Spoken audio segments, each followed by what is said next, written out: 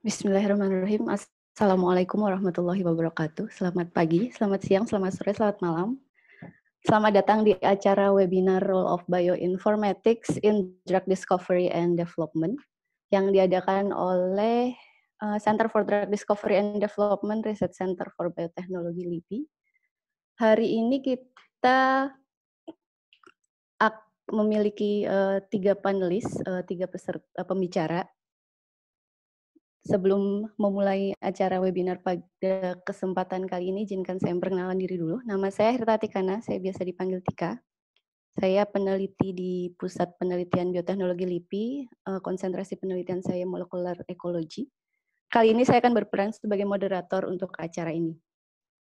Sebagai informasi, webinar kali ini diikuti oleh peserta dari berbagai institusi, dari berbagai lembaga penelitian, akademisi dan universitas juga, baik dari dalam negeri maupun dari luar negeri. Dari dalam negeri yang sudah tercatat di kami ada dari UI, ITS, ITB, IPB, Undip, UGM, UNER, UNPAD, UNSUD, UNES, UIN Bandung, Unjani, Universitas Yarsi, Trisakti, Wali Songo Semarang, dan Udayana.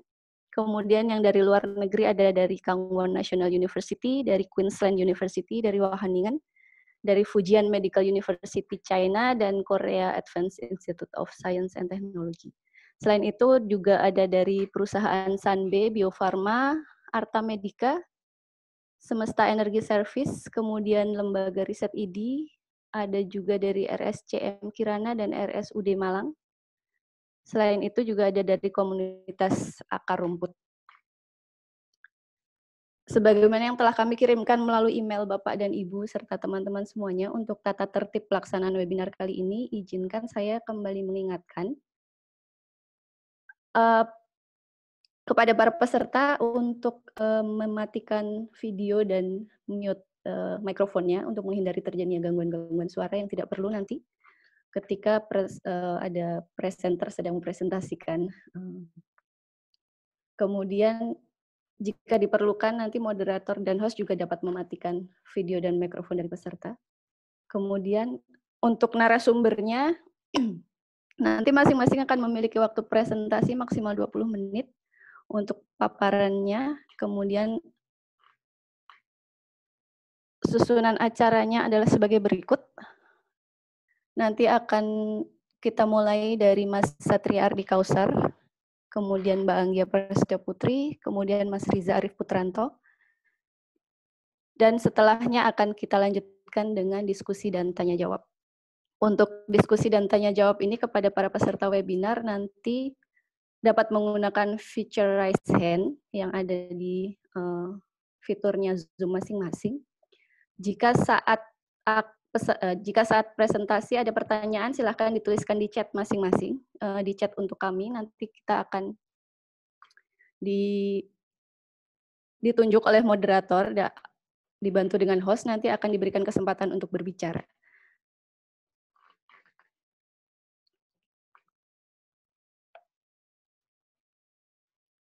Kemudian untuk diketahui juga, webinar kali ini kami rekam, nanti akan kami unggah ke media YouTube.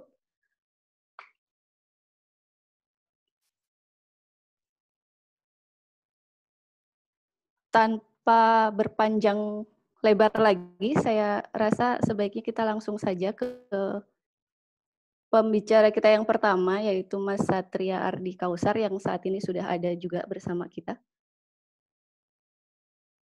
Saya bacakan dulu CV beliau. Mas Satria Ardi Kausar bisa ditemui juga di Twitternya @satriaphd. Menamatkan pendidikan bachelor di Institut Teknologi Bandung dan Universitas Matlaul Anwar. Kemudian master di Software Engineering ITB. Saat ini sedang PhD di Bioinformatics Wageningen University di Belanda. Publikasinya bisa dibaca, ada beberapa yang sudah ditulis juga. Kemudian Mas Satria akan memberikan paparan mengenai pendekatan genomik untuk bioprospecting antibiotik dan antiviral. Silahkan Mas Satria. Bisa dilihat. Saya share screen. Ya. Kelihatan, Mbak? Ya, oke. Baik, Oke. bisa dimulai. Terima kasih Mbak Tika. Selamat sore semuanya. Assalamualaikum warahmatullahi wabarakatuh. Salam sejahtera bagi kita semua dan selamat menjalankan puasa bagi yang menjalankan. Sebelumnya terima kasih kepada Drug Discovery Group LIPI atas kesempatan yang diberikan untuk saya bisa sharing di platform yang sangat luar biasa ini. Jadi pada kesempatan kali ini saya ingin berbagi tentang topik penelitian yang saat ini sedang saya geluti, yaitu bagaimana kita bisa memanfaatkan atau menggunakan data genomik,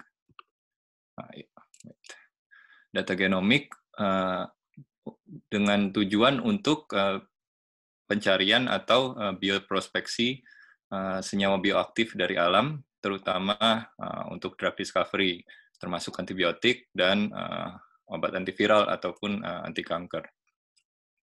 Nah, langsung kita mulai. Jadi negara kita ini, Indonesia ini dikaruniai kekayaan alam yang luar biasa ya.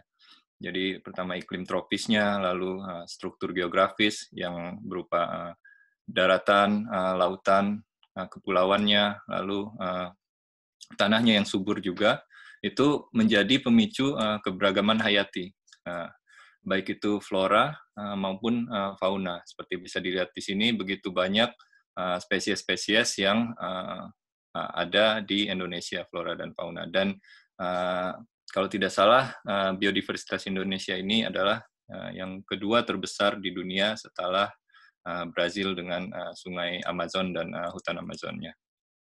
Nah, selain flora dan fauna tadi, kalau kita lebih dekat lihat misalnya dengan mikroskop, kekayaan alam tersebut, contohnya dari hutan dan pegunungan maupun dari hutan bakau ataupun dari komunitas bawah laut seperti koral dan spons, itu terdapat juga kekayaan yang berskala mikroskopis. Jadi yaitu berupa mikrobiota, berupa bakteri, lalu fungi, archaea, maupun virus dan bakteriofage. Yang mana dari mikrobiota ini itu tidak semuanya berkonotasi negatif, artinya tidak semuanya mengakibatkan penyakit. Jadi justru mayoritas dari mikroba-mikroba ini adalah mikroba yang beneficial atau bahkan esensial untuk keberlangsungan hidup organisme yang bersimbiosis dengan mereka, termasuk juga kita manusia.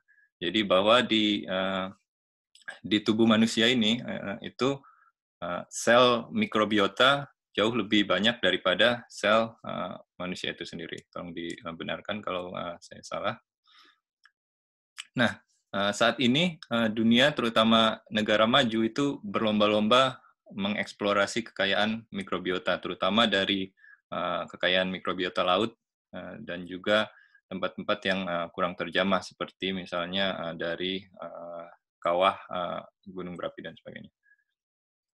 Nah, contohnya di sini ada ekspedisi Tara Oceans. Ini ekspedisi sekitar tahun 2009 kalau tidak salah, dan berlangsung selama 4 tahun, yang fase satunya, namanya Tara Oceans Pacific.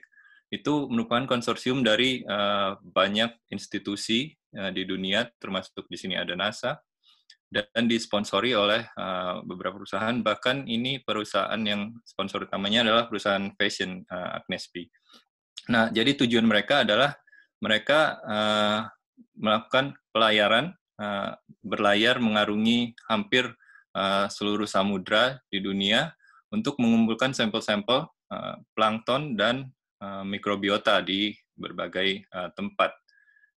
Nah, tujuan utamanya sebenarnya adalah untuk mempelajari bagaimana si plankton dan mikrobiota ini berperan dalam nutrient cycle dan carbon cycle, jadi untuk mempelajari tentang climate change ya. Tapi juga mereka mengumpulkan sampel-sampel mikrobiota ini untuk mempelajari bagaimana sih biodiversitas mikrobiota di laut-laut di samudra di dunia. Selain itu ada juga di sini Earth Microbiome Project yang diinisiasi salah satunya oleh profesor dari San Diego, Jack Gilbert. Di sana terdapat konsorsium dari 500 lebih saintis untuk mengumpulkan sampel-sampel mikrobiota dari entah itu dari tanah ataupun dari host associated seperti dari hewan ternak dan sebagainya, yang pada akhirnya mengumpulkan hingga 307.000 unik genom, jadi unik spesies dari mikrobiota.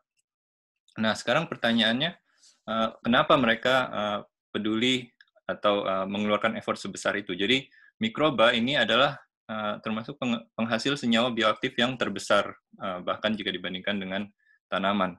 Jadi, mereka, bakteri, fungi, dan virus ini di lingkungannya selalu berkompetisi dan juga bekerja sama untuk survival dan untuk mengalahkan satu sama lain. Dan lingkungan ini bisa di dalam tanah, misalnya di dekat akar tanaman, atau juga bisa di bawah laut, tersimbiosis dengan koral dan spons dan sebagainya. Bisa juga bersimbiosis dengan hewan vertebrata seperti semut di sini misalnya bersimbiosis dengan Streptomyces, atau bisa juga bersimbiosis dengan manusia. Seperti kita tahu, gut microbiome dan skin microbiome misalnya itu sangat-sangat penting sekali untuk kesehatan manusia. Nah, interaksi tadi, kompetisi dan simbiosis mutualisme tadi itu didrive oleh senyawa-senyawa atau kompon-kompon bioaktif yang fungsinya digunakan untuk membunuh satu sama lain. Misalnya bakteri Streptomyces menghasilkan antibiotik untuk membunuh fungi dan sebagainya. Nah, itulah yang menyebabkan manusia bisa memanfaatkan itu, mengambil ekstrak dari kompon-kompon itu untuk melawan penyakit, karena penyakit itu sendiri juga umumnya disebabkan oleh mikrobiota atau virus dan sebagainya yang patogenik. Contohnya di sini ada penisilin yang berupa antibiotik, atau ada juga di sini yang masih uji klinis 1, Salinispora-mite, itu dari bakteri Salinispora yang baru-baru ini sekitar akhir tahun 90-an itu ditemukan. Nah, selain itu yang saat ini sedang trending topik mungkin, ini ada list senyawa-senyawa antiviral yang diisolasi dari mikroba dari bawah laut. Di sini contohnya ada pepstatin, ada dan formycins. Nah, terkait dengan apa yang mau saya bahas saat ini, yaitu pendekatan genomik, kita mungkin bisa tarik ke belakang sedikit tentang pelajaran basic molecular biology, yaitu kita tahu bahwa pada makhluk hidup itu semuanya blueprint-nya adalah di DNA atau di nucleic acids. Jadi setiap makhluk hidup punya genom yang seperti analoginya adalah buku resep untuk bagaimana membuat semua komponen yang ada di makhluk hidup itu.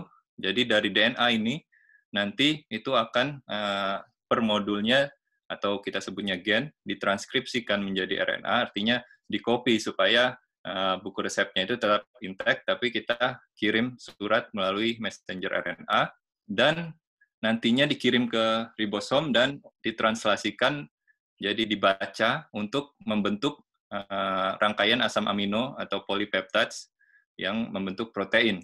Nah, di sini saya ingin mengextend, jadi setelah polypeptides ini jadi, itu protein tersebut akan melakukan folding atau melipat, sehingga pada akhirnya akan terbentuk struktur-struktur 3 dimensi seperti ini.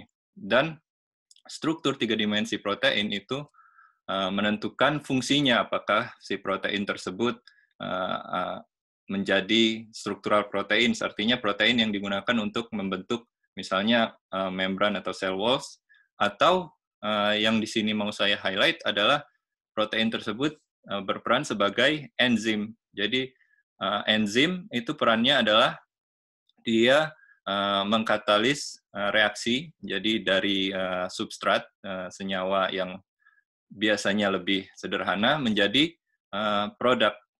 Nah, jadi beberapa enzim itu bersatu menjadi satu dalam satu rangkaian kita sebutnya metabolic pathways untuk mengkonversi substrat menjadi end products yang merupakan senyawa kompleks yang kita bisa lihat di sini antibiotik-antibiotik yang disebutkan tadi termasuk adalah end products-nya.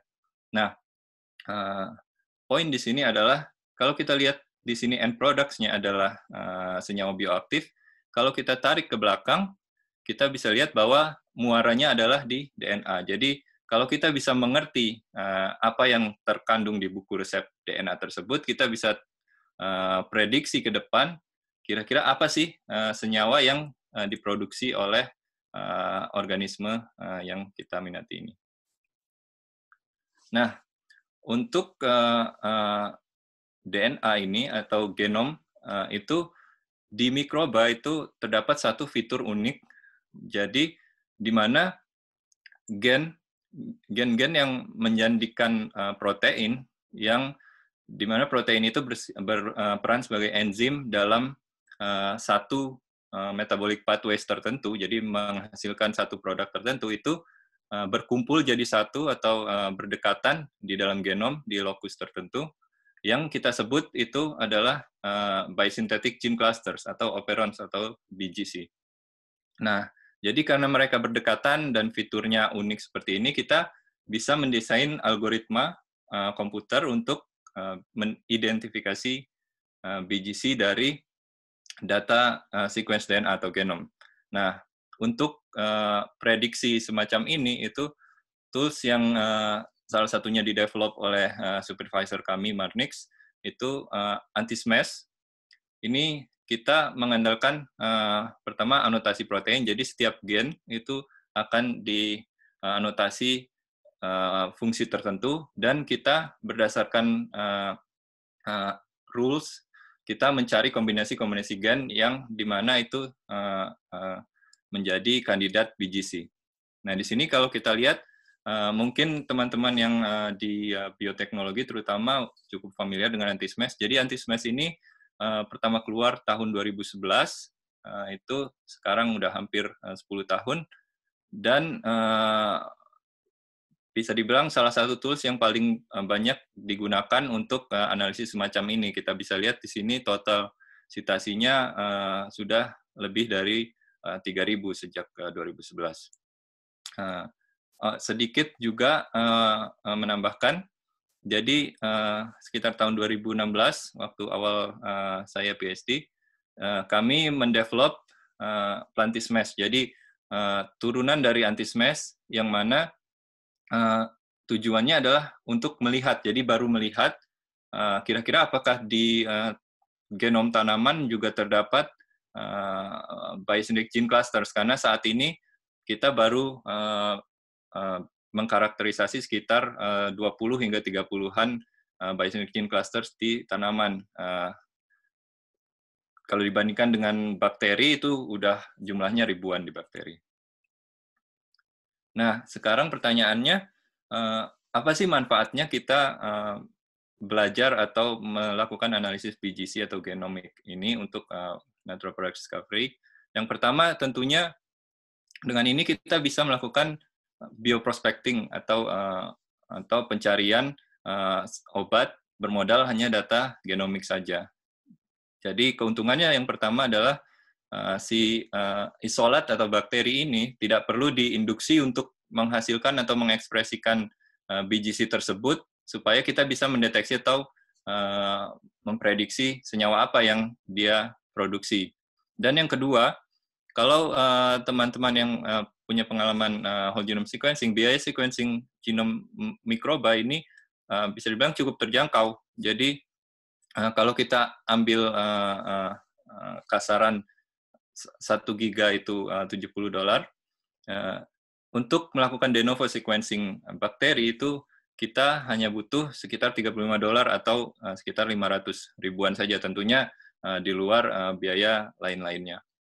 Nah, selain itu, kalau kita sudah punya informasi tentang BGC-nya dari isolat kita, kita bisa potong BGC tersebut untuk bisa kita ekspresikan di host atau di mikroba strain industri, sehingga kita bisa produksi massal di bioreaktor seperti ini.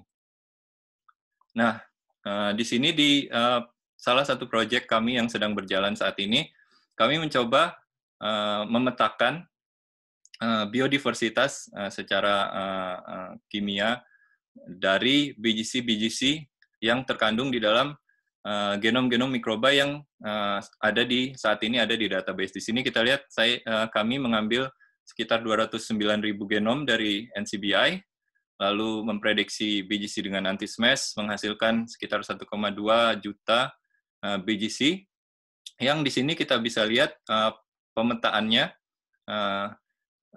di ring ini kita bisa lihat pemetaan berdasarkan kelas compound-nya, apakah itu polyketide atau NRP dan sebagainya, kelas kimiawinya, dan juga persebaran taksonominya. Di sini kita lihat contohnya clade BGC yang unik dari fungi atau jamur. Dan di sini yang penting kita lihat juga di sini, kalau kita lihat sebagian besar, sekitar lebih dari 95% BGC yang ada saat ini itu jauh atau unrelated dengan BGC apapun yang telah dikarakterisasi. Di sini yang orange. Jadi masih banyak sekali yang bisa kita explore bahkan di genom yang sudah ada. Dan di sini Mas Satria 3 menit lagi ya. Oh iya, ya. Kalau di sini kita lihat potensinya itu sangat tinggi. Jadi potensi keunikan BGC yang bisa kita gali di isolat kita itu bisa dibilang limitless.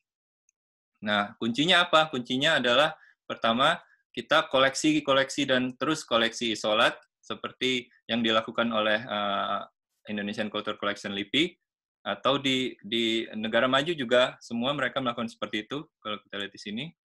Dan dari isolat itu kita seleksi dengan salah satunya bioactivity assay. Jadi dan juga ada di sini metode namanya Malditov IDBAC yang dikembangkan berdasarkan teknologi Malditov untuk dereplikasi strain yang potensi untuk menghasilkan senyawa baru. Nah, di sini juga bisa kita lihat kalau kita punya BGC, kita bisa bandingkan dengan database referensi BGC yang sudah ada.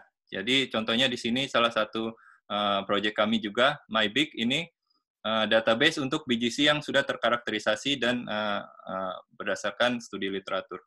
Juga ada Anti-Smash DB dan IMG-IBC itu untuk BGC, kandidat BGC yang ada di public database. Dan saat ini kami juga sedang mengembangkan BGC Family Database. Jadi di sini nantinya peneliti bisa mengupload BGC mereka dan menganotasi kira-kira menghasilkan senyawa seperti apa atau grup dari BGC mana si BGC tersebut.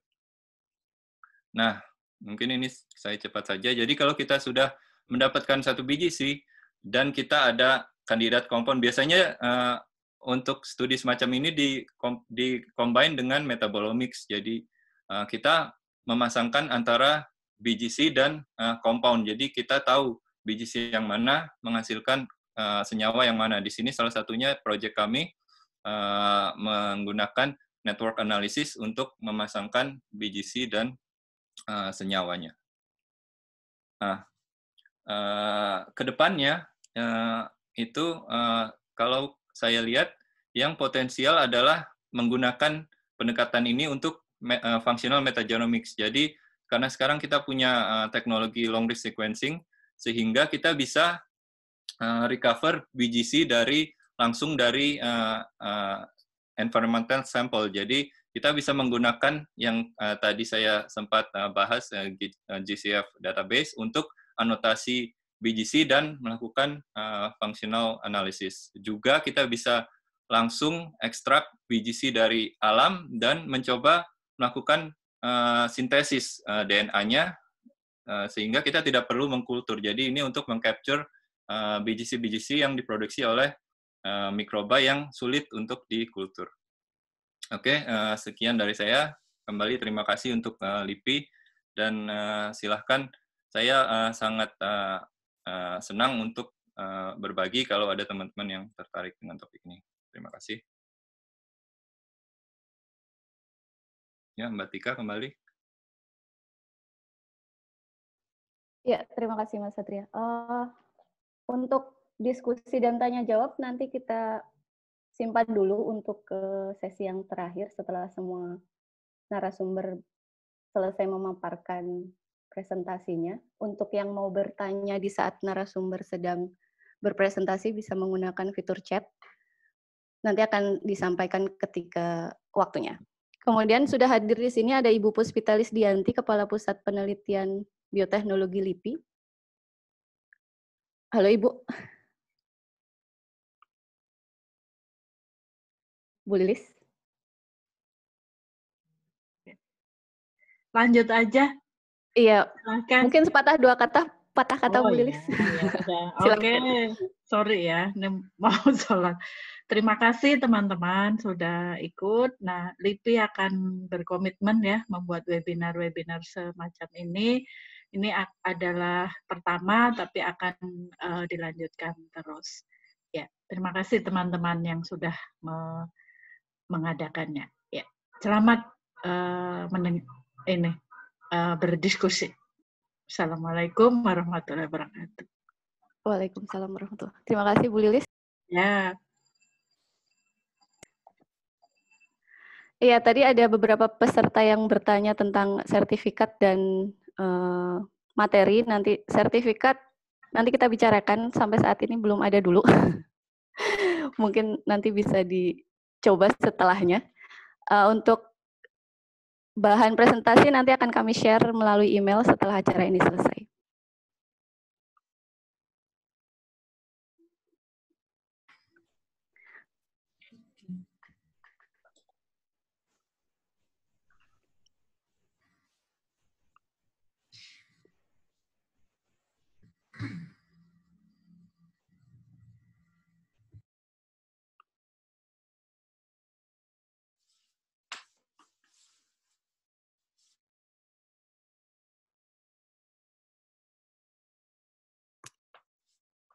Ya, untuk pembicara selanjutnya akan ada Mbak Anggia. Saya bacakan dulu untuk punya CV-nya Mbak Anggia. Posisi saat ini beliau adalah peneliti di Center for Drug Discovery and Development, Pusat Penelitian Bioteknologi LIPI. Menamatkan pendidikan Bachelor di Departemen Biologi Universitas Indonesia, kemudian melanjutkan Master di Melbourne, Australia di Departemen Mikrobiologi dan Imunologi. Kemudian melanjutkan doktoral PhD-nya di Institute for Molecular Bioscience, the University of Queensland di Australia juga. Pada presentasi kali ini Mbak Anggia akan memaparkan tentang peran whole genome sequencing dalam menangani permasalahan resistensi terhadap antibiotik. Silakan Mbak Anggia. Baik, terima kasih Mbak Tika.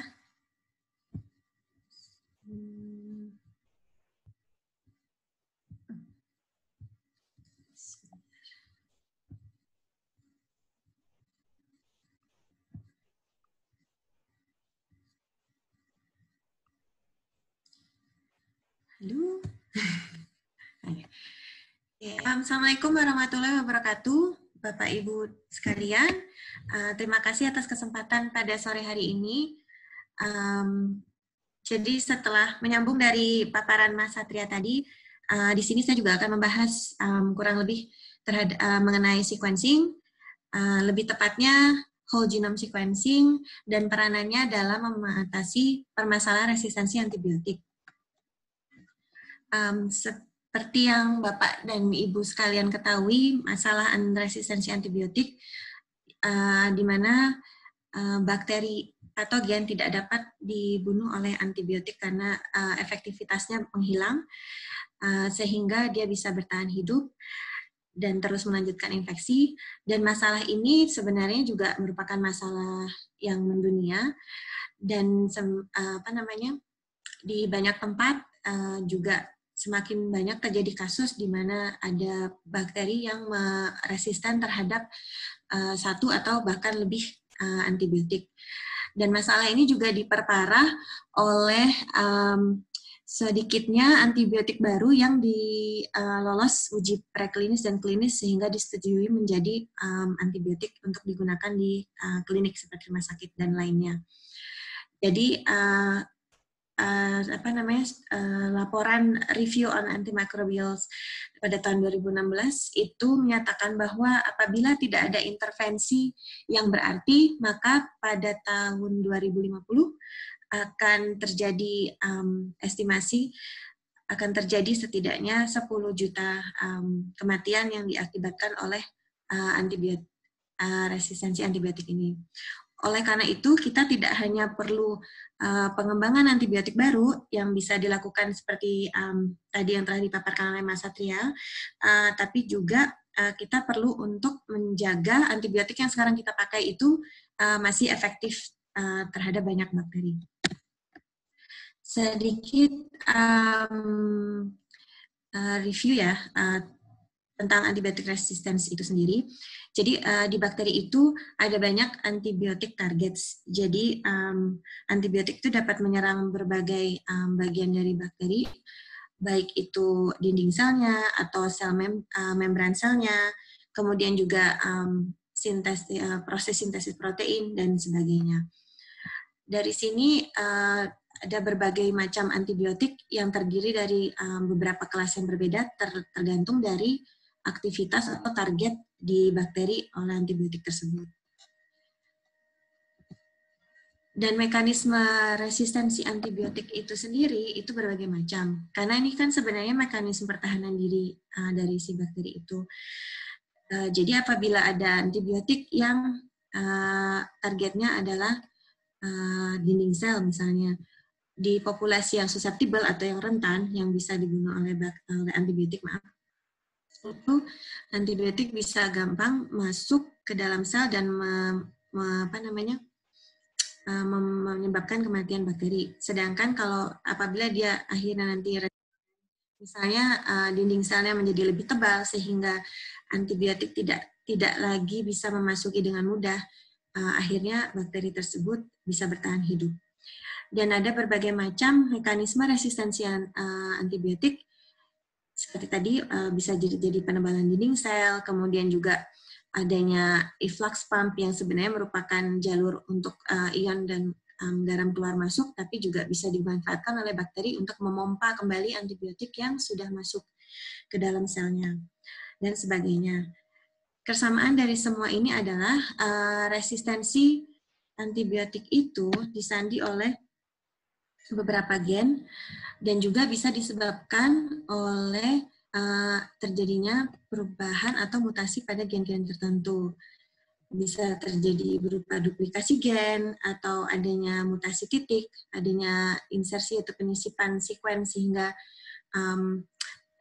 ekspresi gen ini berubah dan akhirnya menyebabkan perubahan pada mekanisme pertahanan si bakteri dan sebagainya. Atau bisa juga di resistensi itu disandi oleh gen yang terdapat di dalam plasmid. Nah, plasmid ini bisa dengan mudahnya berpindah-pindah antara berbagai antar spesies bakteri sehingga juga bisa menyebabkan resistensi. Nah, saya tadi membahas tentang menyebutkan tentang whole genome sequencing. Karena tadi kita lihat bahwa mekanisme resistensi antibiotik itu beraneka macam, maka salah satu cara yang dimana kita bisa mendapatkan gambar yang utuh terhadap profil resistensi itu adalah melalui whole genome sequencing. Jadi kita mendapatkan sequence keseluruhan dari sequence DNA atau RNA bakteri tersebut. Jadi tadi ini sudah sempat saya lihat tadi sama Mas Satria dibahas juga. Jadi pada dasarnya dari sampel bakteri kita isolasi DNA genomnya. Kemudian biasanya ada library preparation yang persiapan untuk dilakukan sequencing dan bisa ada berbagai macam platform yang bisa dilakukan, bisa di Illumina atau Nanopore yang terbaru jadi bisa short read sequencing atau long read sequencing. Kemudian dari hasil sequence yang kita peroleh, kemudian kita analisis. Nah, bagian analisa inilah yang penting, di mana kita bisa mengetahui profil resistensi terhadap antibiotik tertentu dari bakteri patogen yang kita inginkan. Dan antara lain sejauh ini sudah tersedia selain dari customized script, jadi kita bisa membuat pipeline bioinformatik sendiri untuk menganalisa hasil sequencing, tapi juga sudah tersedia, ini hanya sebagian dari tools yang ada di yang web-based ya, yang bisa diakses secara free. Ini salah satunya adalah Microbe, ini khusus untuk Mycobacterium tuberculosis dan juga Staphylococcus aureus, di mana kita tinggal memasukkan sequence yang sudah melalui proses assembly, kita tinggal masukkan dan nanti akan muncul profil resistensi antibiotik tersebut. Jadi dia bisa langsung ketahuan sampel kita itu resisten terhadap antibiotik apa saja dan susceptible atau bisa diobati oleh antibiotik apa saja. Dan ini juga ada berbagai macam sumber lainnya, seperti misalnya Deep Antibiotic Resistance Chains, ini khusus untuk menganalisa sampel metagenomik, jadi bukan sampel tunggal, tapi kumpulan dari berbagai macam mikroba. Dan juga kalau yang ini khusus untuk analisa resistensi antimikroba di bakteri yang dianalisa menggunakan nanopore-reads. Selain itu, tentunya untuk kita bisa menganalisa hasil sequencing, kita memerlukan banyak database. Semakin banyak sequence yang dikurasi atau dikoleksi oleh database itu semakin bagus, sehingga kita bisa dapat bisa memperoleh hasil yang lebih akurat mengenai profil resistensi di sampel kita. Dan ini juga ada beberapa database. ResFinder ini biasanya lebih banyak untuk sampel bakteri gram negatif. Dan ini Comprehensive Antibiotic Resistance Database ini lebih banyak mengkurasi sampel-sampel bakteri gram positif. Kemudian ini juga ada sampel dari NCBI, kemudian juga Megares. Bisa dilihat langsung nanti dari link berikut. Nah, sekarang saya masuk ke, jadi peran WGS itu apa sih dalam mengatasi permasalahan antibiotik resistance ini? Nah, salah satunya yang utama adalah dengan tadi hasil sequencing itu kita analisa, kita bisa mengetahui profil resistensi dari bakteri yang kita inginkan. Dan kalau di setting klinik ya di rumah sakit, apabila ada pasien yang terinfeksi mengalami infeksi bakteri, tentunya kita harus mengetahui secara persis spesiesnya apa. Kemudian lebih baik kalau kita tahu bahwa bakteri itu yang bisa diobati oleh antibiotik apa yang tidak resisten. Nah, untuk pengobatan yang pengobatan yang sesuai itu tentunya akan menguntungkan bagi si pasien karena dia akan sembuh dan tidak berlama-lama di rumah sakit, dan tapi juga bermanfaat bagi secara keseluruhan ya, secara global. Kalau semakin banyak antibiotik yang dipakai tapi tidak efektif, itu juga semakin memperbesar kemungkinan pengembangan resistensi antibiotik yang lebih besar lagi. Untuk saat ini sudah banyak publikasi yang menjelaskan pemanfaatan whole genome sequencing untuk mengetahui resistensi sampel-sampel klinis di pasien, dan juga bisa mengetahui seberapa jauh antibiotik resistance itu. Seperti misalnya untuk sampel Klebsiella pneumonia yang dari Yunani ini, ternyata hampir semua antibiotik yang ditujukan untuk bakteri gram negatif ataupun yang broad spectrum itu isolat tersebut resisten. Jadi sudah bisa dikatakan isolat tersebut extensively drug resistant. Jadi hanya 1 atau 2 antibiotik saja yang bisa mengobatinya. Nah, untuk yang satu lagi, ya saat ini kan sedang banyak kasus COVID-19 juga. Ini kan disebabkan oleh infeksi virus, akan tetapi juga ada beberapa publikasi yang menyatakan bahwa terjadi co-infection oleh bakteri, jadi ada infeksi sekunder oleh bakteri yang sebenarnya juga berkontribusi terhadap kematian pasien tersebut. Jadi untuk whole genome sequencing ini akan sangat bermanfaat digunakan dalam kasus-kasus seperti ini, co-infection, untuk bisa mengetahui secara persis infeksi itu infeksi oleh virus dan juga infeksi oleh bakteri, bakterinya apa saja. Karena kan kita tidak mau kalau misalnya nantinya misalnya ada antiviral, si pasien itu sembuh dari infeksi virusnya, dalam artian infeksi virusnya teratasi, tapi ternyata si pasien itu malah meninggal karena infeksi bakteri yang tidak tertangani. Nah, untuk saat ini belum banyak rumah sakit yang melakukan whole genome sequencing secara rutin. Meskipun sebenarnya sudah jelas ya manfaatnya, jauh lebih cepat daripada metode kultur konvensional yang mungkin butuh sampai 2 atau 4 hari.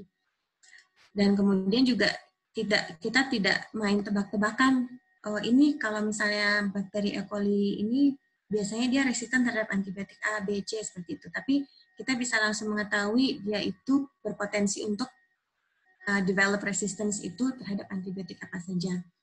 Dan kemudian juga sebenarnya direct sequencing dari kultur primer, seperti misalnya dari koloni di agar juga bisa, tidak harus melalui kultur cair. Akan tetapi, untuk day-to-day cost-nya saat ini masih besar untuk beberapa rumah sakit, untuk sebagian besar rumah sakit, hanya ada beberapa rumah sakit yang mampu mengadakan whole genome sequencing di dalam kerja sehari-harinya. Dan ini juga salah satu yang masalah adalah user-friendly bioinformatics pipelines. Karena kalau misalnya harus menganalisa dengan berbagai macam command lines, dengan berbagai macam program dan software, itu tidak akan kondusif dengan lingkungan rumah sakit yang sebenarnya hanya butuh iya atau tidak, positif atau negatifnya, seperti itu. Terus kemudian juga masih butuh validasi lebih lanjut tentang bagaimana sih whole genome sequencing ini dapat membantu untuk memprediksi resistance. Sudah ada beberapa studi yang menyatakan bahwa dari whole genome sequencing saja sudah cukup akurat dalam bisa memprediksi profil resistensi bakteri tanpa harus melakukan uji secara langsung, uji in vitro. Tapi untuk saat ini masih banyak perdebatan.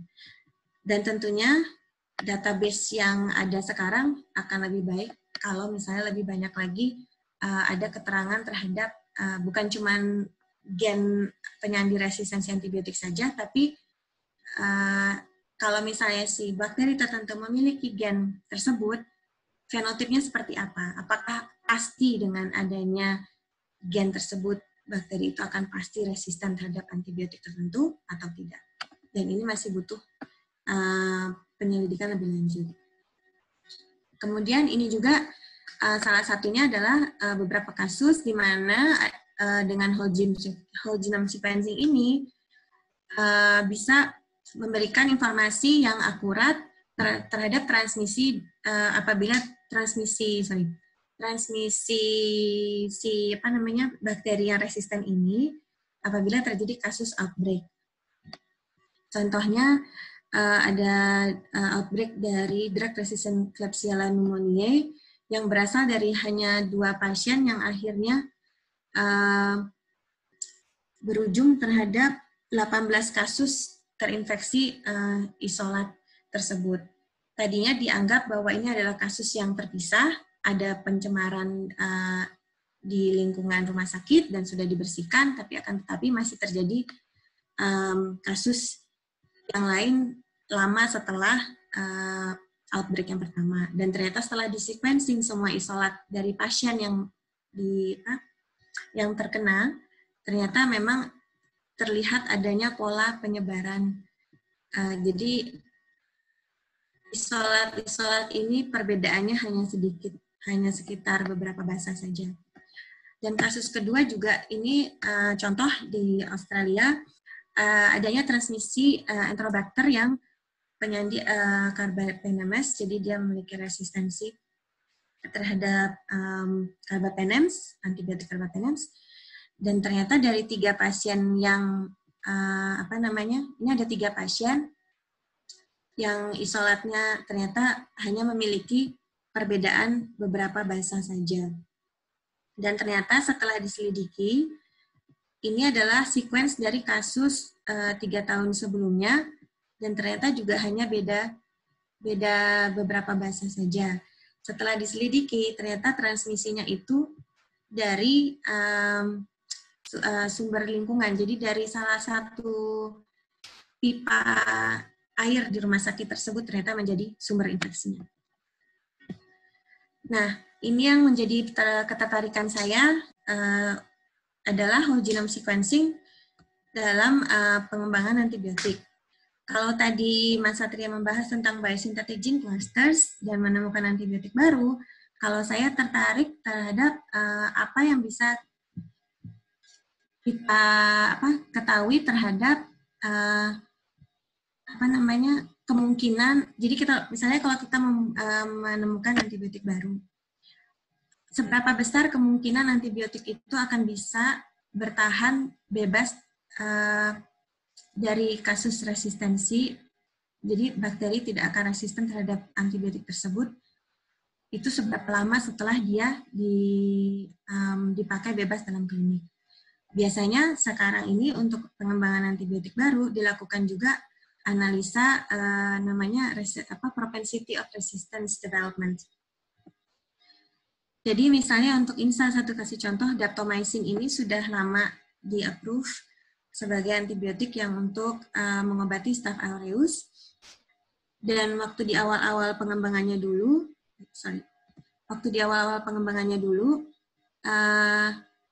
untuk melihat resistance development dari bakteri Staph aureus yang diekspos atau di-treat dengan daptomycin, dari sini biasanya dicoba untuk diperoleh isolat yang resisten. Jadi selama 20 hari si bakteri ditumbuhkan dengan suplemen daptomycin sehingga pada akhirnya dia akan resisten. Resistensi ini ditunjukkan dengan nilai MAC atau minimum inhibitory concentration yang tinggi. Jadi nilai MIC untuk daptomycin apabila di bawah 2, itu berarti dia masih bisa efektif membunuh Staph aureus. Tapi kalau misalnya pada dosis tertentu. Tapi apabila misalnya MIC-nya tinggi, apalagi di sini sampai 8 dan 10, itu berarti bakteri tersebut sudah menjadi resisten terhadap daptomycin dan daptomycin tidak dapat membunuhnya. Dan dari ketiga isolators ini kemudian dilihat di sequencing semua, dan ternyata dari mulai hari 0 sampai hari ke-20 itu muncul ada beberapa mutasi di beberapa gen tertentu yang muncul di masing-masing isolat tersebut. Dan untuk ini, karena ini paper ini sudah lama, dan saya bisa katakan bahwa lebih dari 15 tahun kemudian, beberapa gen yang di sini seperti MPRF, kemudian RPOB itu merupakan gen yang sering sekali termutasi apabila bakteri Staph aureus itu ditreatment oleh daptomycin. Jadi ini merupakan salah satu, kalau bisa dibilang, signature mutations ya, atau hotspot mutations yang akan sering terjadi pada pasien-pasien yang diobati dengan daptomycin dan akhirnya gagal. Kemudian ini satu lagi contoh juga, salah satu studi yang lebih baru, di mana antibiotik baru octapeptin itu memiliki struktur yang mirip dengan polymyxin. Namun ternyata sedikit perbedaan struktur itu, profil resistensi bakteri Klebsiella terhadap kedua antibiotik tersebut berbeda jauh. Jadi untuk polymyxin, resistensi terhadap polymyxin pada Klebsiella itu cepat sekali naik. Ini bisa dilihat dari sini dari MIC di 0,1 hingga sampai 100 mg per liter. Sedangkan untuk octapeptin yang warna orange itu Bagi, maaf waktunya habis. Masih panjang kah? Ya itu masih pada dasarnya ini kita bisa lihat dari whole genome sequencing itu profil resistensi suatu bakteri terhadap antibiotik itu bisa berbeda meskipun strukturnya mirip. Dan ini juga bisa dibilang secara singkat aja, saya pengen meng-highlight bahwa bisa juga dengan adanya gen yang mutasi pada gen yang sama, itu juga bisa membuat suatu bakteri resisten terhadap dua macam antibiotik yang berbeda kelas dan berbeda target. Seperti itu. Sudah, terima kasih. Kalau ada pertanyaan, silakan nanti di sesi tanya jawab. Mohon maaf kalau kelamaan.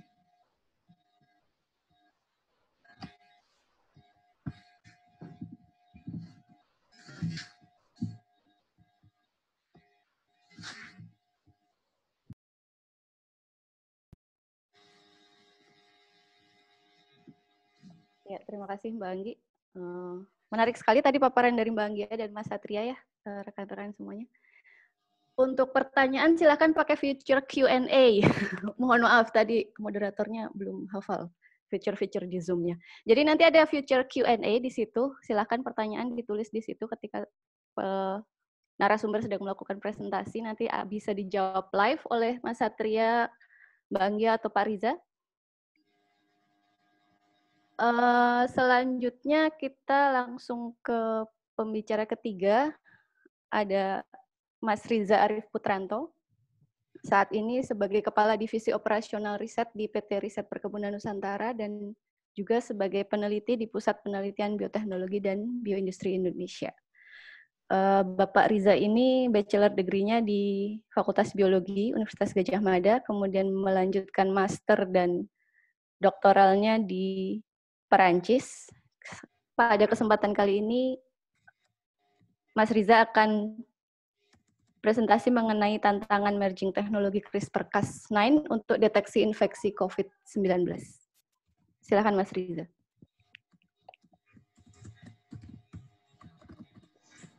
Baik, terima kasih atas waktunya, Bu Moderator. Sebentar saya share screen dulu. Oke, baik. Assalamualaikum warahmatullahi wabarakatuh. Selamat sore, salam sejahtera untuk kita semua. Pertama, kita panjatkan puji syukur kehadirat Allah Subhanahu wa Ta'ala, di mana kita pada sore hari ini diberi kesempatan dan kesehatan untuk bertemu, meskipun secara virtual, dalam webinar yang diadakan oleh Pusat Penelitian Bioteknologi LIPI. Saya mengucapkan terima kasih atas kesempatan dan waktunya untuk yang diberikan pada hari ini untuk saya bisa memberikan materi terkait dengan tantangan dari merging teknologi CRISPR-Cas untuk deteksi COVID-19. Untuk CV saya skip saja ya, karena tadi Bu Moderator sudah menyampaikan. Saya ingin memulai agak cepat dengan sebuah quote. Kita menyebutnya bahwasanya senjata terbaik untuk melawan seorang musuh adalah musuh yang lainnya. Ini adalah konsep yang perlu kita pahami bersama, bahwasanya kita menggunakan teknologi CRISPR-Cas9 untuk mendeteksi COVID-19, di mana teknologi CRISPR-Cas9 itu adalah, atau teknologi CRISPR-Cas secara umum itu adalah teknologi yang digunakan bakteri untuk melawan infeksi virus, dan sekarang kita akan gunakan teknologi itu untuk mendeteksi keberadaan dari SARS-CoV-2. Mungkin secara cepat untuk memulai. Jadi Bapak Ibu semua pasti dan rekan-rekan semua pasti sudah menyadari bahwasannya istilah melandaikan kurva itu sudah sangat familiar di telinga kita semua. Intinya adalah untuk menahan penyebaran penyakit dari COVID-19 sehingga sistem kesehatan dari negara-negara yang terjangkit COVID-19 ini bisa tetap menerima pasien dan juga melakukan treatment kepada mereka, dan akhirnya pandemi ini akan berlalu ketika sistem itu tidak over capacity. Untuk bisa melakukan pelandaian kurva, perlu melakukan tindakan-tindakan yang drastis, kita menyebutnya. Ada 4 yang sangat kita kenal dan sering menjadi perdebatan. Yang pertama adalah lockdown, atau karantina wilayah, atau PSBB, apapun namanya, tapi dilakukan dengan sangat strict. Kemudian ada pembatasan transportasi darat, traveling, dan kegiatan perpindahan manusia. Kemudian massive testing atau tes massal. Kemudian kewajiban penggunaan masker.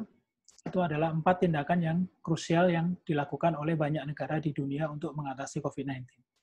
Kalau kita melihat pada satu faktor, misalkan massive testing dari 4 itu, kita melihat ada 3 negara, misalkan Korea Selatan, yang saya beri tanda bintang, Hong Kong, dan juga Taiwan, yang telah berhasil melakukan pelandaian kurva, salah satunya dengan massive testing. Nah, kalau kita berbicara terkait massive testing, kita memiliki gold standard. Gold standard kita saat ini adalah teknologi yang kita sebut dengan polymerase chain reaction atau PCR. PCR ini sendiri, spesifiknya sebetulnya adalah real-time PCR. Atau lebih spesifik lagi, reverse transcriptase quantitative PCR. Namun demikian, teknologi yang kita punya saat ini memiliki keterbatasan. Ada 4 diantaranya. Yang pertama, apakah jumlah mesin PCR-nya mencukupi? Kedua, reagennya berebut tidak dengan negara lain? Atau yang ketiga, apakah kita memiliki SDM yang memadai untuk melakukan itu semua? Dan yang keempat, yang terakhir adalah durasi atau lama waktu dari testing yang dilakukan. Dan lama waktu ini bergantung pada poin 1, 2, dan 3. Dikarenakan keterbatasan-keterbatasan tersebut, maka peneliti di dunia berlomba-lomba sebetulnya untuk menemukan metode lain yang tidak perlu menggunakan PCR. Apakah metode itu? Dan kita sama-sama menyadari ada satu teknologi yang kita sebut dengan teknologi CRISPR-Cas. Teknologi CRISPR ini sendiri adalah teknologi yang kita kenal dengan teknologi genome editing atau mengedit genom dari organisme yang kita tuju. Peneliti dapat dengan mudah merubah sekuen DNA-nya, memodifikasi fungsi gennya, sehingga bisa memperbaiki apa yang perlu diperbaiki dan bisa menghilangkan apa yang perlu dihilangkan. Contohnya adalah melakukan koreksi genetic defects, melakukan treatment terhadap penyakit, maupun perbaikan atau pemulihan tanaman. Kalau kita menyimak publikasi yang muncul terkait dengan genome editing maupun CRISPR ini, sudah sangat meningkat pesat sejak tahun 2010 pertama kali muncul. Kemudian sampai hari ini teknologi ini masih terus digunakan oleh orang karena dia bisa menggantikan teknologi rekayasa genetika konvensional yang saat ini menimbulkan kontroversi terkait dengan GMO. Kalau kita berbicara CRISPR-Cas, kita berbicara 3 individu yang sangat fenomenal, Jennifer Doudna di UC Berkeley, Emmanuel Charpentier di CRISPR Therapeutics, dan juga Feng Zhang yang ada di Broad Institute. Ketiganya adalah pemilik paten dari si teknologi CRISPR-Cas tersebut, dan saat ini mereka sudah membangun empire-nya masing-masing dengan perusahaan yang masuk ke ranah industri terapi dengan menggunakan teknologi CRISPR-Cas. Nah, mohon izin saya sampaikan secara singkat apa itu CRISPR-Cas bagi mereka yang mungkin belum terlalu familiar. CRISPR itu sendiri adalah singkatan dari Clustered Regularly Interspaced Short Palindromic Repeats. Palindromic repeats, sekuen yang diulang-ulang, yang dibatasi dengan sebuah jangka yang kita sebut dengan spacer. Sekuen tersebut merupakan sekuen dari virus yang disimpan oleh bakteri. Itu sebabnya sistem CRISPR-Cas ini adalah original defense system di bakteri untuk melawan virus. Dia adalah sistem imunnya, sama seperti sistem imun di tubuh kita, dalam bentuk yang berbeda. Nah, cara kerja dari CRISPR-Cas ini dengan melakukan pemotongan sekuen DNA yang dituju, kemudian sekuen DNA yang terpotong itu akan menimbulkan mutasi, dan mutasi itu menimbulkan perubahan. Perubahannya diharapkan adalah perubahan yang sesuai dengan sifat yang kita inginkan. Ada 2 opsi ketika seseorang atau peneliti melakukan riset CRISPR-Cas, akan terbentuk perbaikan atau repairing dari DNA double strand itu secara non-homologous end joining. Kita boleh menyebutnya random. atau secara homology directed repair. Dengan menggunakan template, seorang peneliti bisa mengarahkan mutasinya sehingga mutasinya menjadi yang kita inginkan. Yang kedua ini, HDR ini kita sebut saat ini dengan precise genome editing. Ketika kita ingin menggunakan CRISPR-Cas9 untuk pendekatan yang lain, bahwasanya pendekatan umumnya atau kita menyebutnya pendekatan normal dari CRISPR-Cas ini adalah sebagai gene editing tools. Kita memerlukan informasi genom, kita memerlukan kandidat target genes, kemudian kita harus desain sgRNA-nya, konstruk dari CRISPR-Cas-nya, bagaimana mendeliver ke organisme yang dituju, baik menggunakan protoplas maupun menggunakan... Pertanyaan yang udah masuk ini untuk Mas Satria. Yeah. Ini ada pertanyaan dari David, prinsip dan teknis memanfaatkan data genom atau transkrip untuk mencari kandidat senyawa potensial obat. Itu seperti apa? Mana itu? David. Ada di chat. Oh, oke. Sorry. Kemudian mungkin sekalian aja dijawab nanti, ini untuk penelitian BGC ini dapat dilakukan oleh mereka yang tidak ada basic bahasa pemrograman kah? Atau harus dari ilmu komputer? Mungkin bisa sekalian dijawab. Terima kasih. Ya, saya bisa share screen nggak? Halo? Iya, bisa. Coba. Langsung aja. Kelihatan nggak? Iya.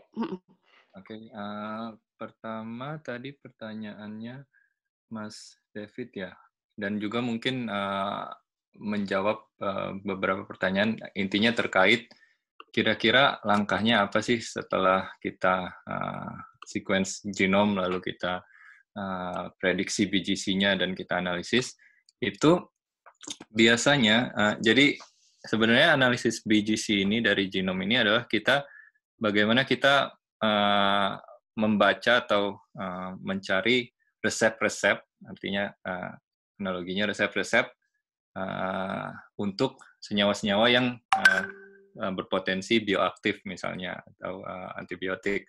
Nah, biasanya ini kalau kita sudah dapat kandidat-kandidat BGC-nya, lalu kita juga melakukan satu bioassay, artinya kita lihat mana strain-strain yang memproduksi suatu aktivitas, artinya berarti dia memproduksi suatu senyawa yang bisa menjadi antibiotik, dan setelah itu kita juga harus punya data umumnya dari metabolomics-nya, artinya senyawa-senyawa apa sih yang bentuk struktur senyawa apa sih yang diekspresikan oleh si isolat-isolat itu. Jadi nanti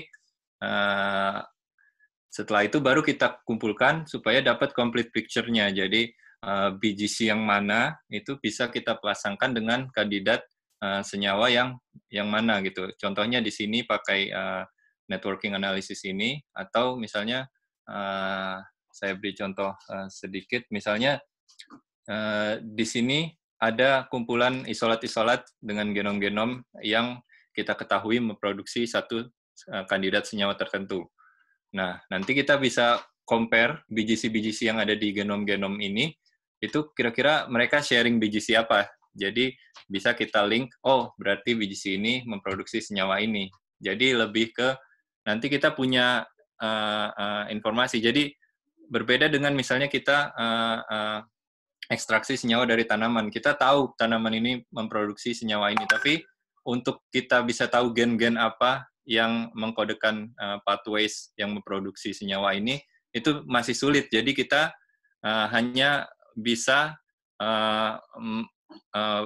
misalnya memperbanyak tanaman yang memproduksi itu secara natif sendiri, tanpa kita bisa misalnya memindahkan gen-gen tersebut ke spesies atau isolat mikroba yang bisa melakukan mass production tadi. Jadi dengan BGC ini kita kalau sudah tahu apa resepnya, si resep itu bisa kita pindahkan ke host yang industrially viable untuk bisa mass produce tadi. Jadi di situ kuncinya. Jadi lebih mudah untuk kita meresolve genetik atau basis genetik di balik produksi suatu senyawa tersebut. Terus satu lagi apa tadi Mbak? Saya lupa. Untuk BGC ini harus punya basic bahasa pemrograman atau bisa semua orang bisa? Justru mayoritas users kita itu adalah orang-orang yang pure dari experimental work. Jadi makanya kenapa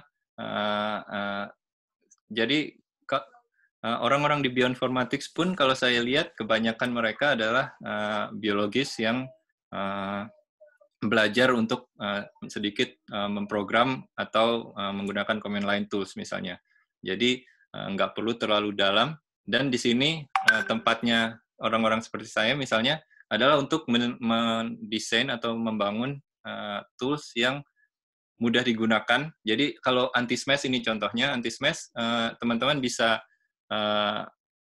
buka webnya di antismash.secondarymetabolites.org. Nah, di situ jadi teman-teman bisa langsung upload data genomnya, misalnya punya FASTA file atau punya Genbank file dan sebagainya. Nanti tinggal disubmit dan akan keluar outputnya misalnya seperti ini. Jadi itu sangat mudah digunakan. Jadi salah satu alasan kenapa anti-smash banyak digunakan adalah user friendly-nya. Jadi sama sekali nggak perlu, tapi bagus untuk mengerti karena kita bisa menggunakan tools-tools yang banyak di pasaran yang mungkin tidak semuanya se-user friendly anti-smash. Jadi begitu. Oke, jadi pada intinya semua bisa ya asalkan mau belajar gitu kan ya? Ya, Oke. Dan nggak perlu terlalu dalam belajarnya artinya pemrograman. Nggak harus yang ilmu komputer banget gitu kan? Iya, ini sudah ada Bapak Riza Putranto yang namanya sekarang jadi Nicholas Putranto. Silakan Pak dilanjut dari tadi yang ini apa slide berapa tadi saya juga lupa. Enggak, silakan. Slide 8. Saya rename dulu lah daripada terjadi huru-hara kan. Untuk peserta yang lain, kami mohon maaf tadi terjadi kesalahan teknis. Akan kita lanjutkan webinarnya dengan melanjutkan paparan dari Mas Riza. Silakan Mas Riza. Sebetulnya saya ketawa ke TV sendiri karena saya nggak menyadari kalau Zoom-nya selesai. Kayaknya saya presentasi 7 slide tadi. Ke depan, loh, kok sepi gitu. Kok nggak ada tanda merahnya. Oke, nggak apa-apa, intermezzo sebentar. Ini bulan puasa, kita memang diminta untuk lebih sedikit bersabar. Ini saya mulai dari yang tertinggal, ya, Mbak Tika. Iya, mungkin dari slide awal. terakhir ya. Dari slide terakhir. Mangga, silakan. Kalau dari awal juga nggak apa-apa. Berarti kita akan mundur ya, Bapak Ibu, dari rencana semula pukul 4:30 sore. Mundur 15 menit ini jadinya. Mohon maaf. Ya, silakan Mas Riza. Saya agak percepat saja. Saya mulai dari awal ya, karena mungkin tadi terputus. Terima kasih sekali lagi. Assalamualaikum warahmatullahi wabarakatuh. Kita bertemu kembali di sesi pasca terputus. Terima kasih untuk rekan-rekan semua yang masih bersabar. Pada sore hari ini saya akan mencoba mempresentasikan sebuah judul di webinar yang diselenggarakan oleh Puslit Biotek LIPI ini. Judulnya adalah Tantangan dari Merging Teknologi CRISPR-Cas untuk Deteksi COVID-19. Oke ya, tadi mungkin yang sudah mendengar, saya ulang sekali lagi bahwasanya senjata yang paling baik untuk menghadapi seorang musuh adalah musuh yang lainnya. Ini adalah konsep yang kita pegang ketika kita menggunakan notabene teknologi CRISPR-Cas untuk melakukan deteksi COVID-19 yang adalah virus, di mana teknologi CRISPR-Cas itu sendiri adalah sistem yang aslinya ada di dalam bakteri yang digunakan untuk pertahanan terhadap virus. Oke, ketika kita berbicara pandemi COVID-19, kita berbicara mengenai pelandaian kurva. Pelandaian kurva tujuannya adalah agar sistem kesehatan dari negara-negara yang terdampak COVID-19 ini masih dalam level yang bisa ditangani, sehingga seluruh pasien bisa masuk ke rumah sakit dan bisa tertangani dengan baik, sehingga pandeminya segera selesai. Untuk bisa melakukan pelandaian kurva, memerlukan 4 tindakan yang sangat drastis, yaitu adalah lockdown, ataupun PSBB, ataupun karantina wilayah yang sangat strict. Kemudian perlu pembatasan perjalanan manusia, transportasi, traveling, dan kemudian melakukan massive testing atau tes massal, Dan kemudian yang keempat adalah dengan kewajiban penggunaan masker bagi semua orang. Sebagaimana kita tahu, ada beberapa negara yang melakukan satu tindakan masif testing yang sangat massal dan sangat baik, sehingga negara-negara itu mampu mengatasi pandeminya atau pelandaian kurvanya berjalan lebih cepat. Itu adalah Korea Selatan, Hong Kong, dan juga Taiwan. Ketika kita berbicara mengenai massive testing, kita berbicara mengenai gold standard-nya. Gold standard-nya yang saat ini kita gunakan di seluruh dunia adalah teknologi polymerase chain reaction, atau lebih tepatnya real-time PCR. Atau lebih tepatnya lagi, reverse transcriptase quantitative PCR.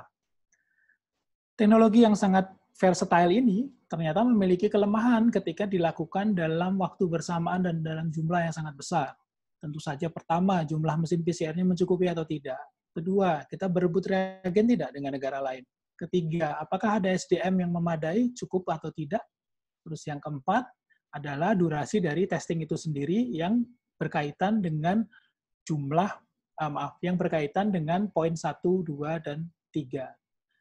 Oleh sebab itu, peneliti-peneliti lain di dunia berusaha untuk menemukan metode selain PCR. Metode itu seperti apa? Kita mengenal teknologi CRISPR-Cas. Teknologi CRISPR-Cas adalah teknologi yang dikatakan simple, tapi juga powerful untuk melakukan editing genomes. Peneliti yang melakukan atau menggunakan teknologi CRISPR-Cas mampu merombak sekuen DNA, memodifikasi fungsi dari gen tersebut, sehingga bisa menghilangkan sifat yang ingin dihilangkan atau menambahkan sifat yang ingin ditambahkan. Contohnya adalah dalam beberapa kasus di bidang kesehatan untuk mengoreksi genetic defects atau untuk melakukan treatment terhadap penyakit. Kalau pada tanaman, umumnya digunakan untuk pemuliaan tanaman. Kalau Bapak Ibu semua familiar dengan teknologi CRISPR-Cas, sebetulnya teknologi ini mulai booming tahun 2010 dan hingga hari ini publikasi ilmiahnya juga sudah bisa ditemukan sangat banyak, ya, baik di laman PubMed maupun yang lainnya.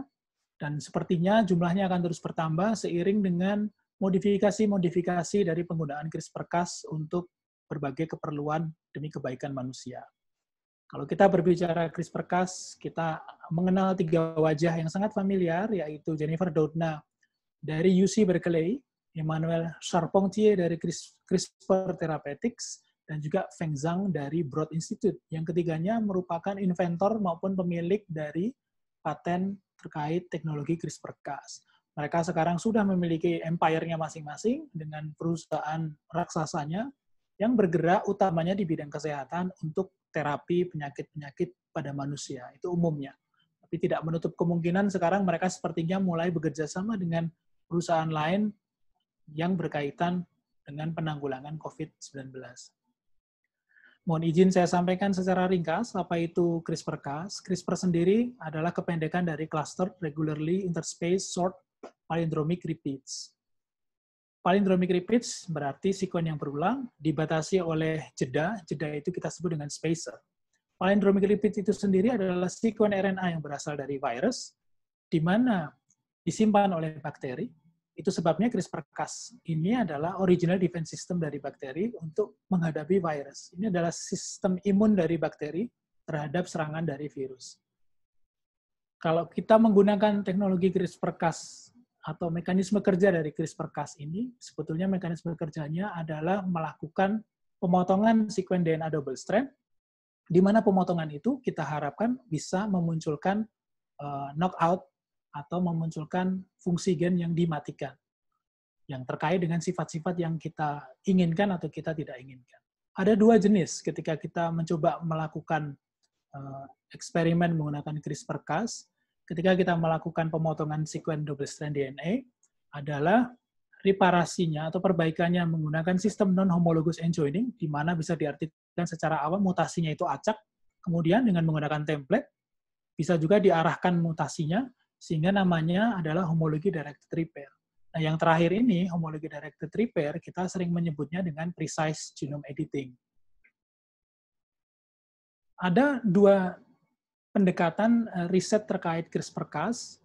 Kalau kita boleh bilang secara normal, pendekatan dari riset CRISPR-Cas ini biasanya digunakan untuk gene editing tools.